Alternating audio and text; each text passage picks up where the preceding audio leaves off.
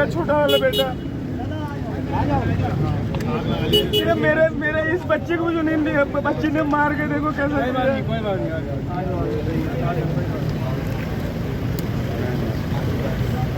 ये मेरा छोटा वाला बेटा ना, इस बेटे को कंप्लेंट किया हुआ है। जाइए, आप आराम से बेटा, रो नहीं, आने वाले आ गए, साहब आपको बुला के ठीक है।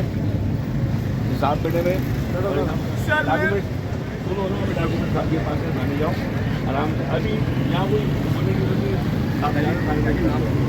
क्या, तुम्हारा नाम क्या है? मुझे मिलना खाना लिया दे दो। मच्छर कॉलोनी। तो मसला क्या है? मसला मेरे बहन की जायदाद में, मेरे जायदाद में जबरदस्ती कब्जा करके मेरे को बेदर किसने कब्जा किया है? सुल्तान, कालाम, खातिजा, शहदुल। ये जानने वाले तुम्हारे? ये मेरे सुल्तान मेरे बहन के घर में किराया रहता था। खातिजा जो है उसको बेटे पाला हुआ है मेरी बहन ने, वो लिए किसी से। मच्छर कॉलोनी है जो किमारी में है? जी हाँ। ठीक है। ये बच्चे के खाना खिलाना, ये 2 बच्चे 3 है, खाना ठीक है। अभी आप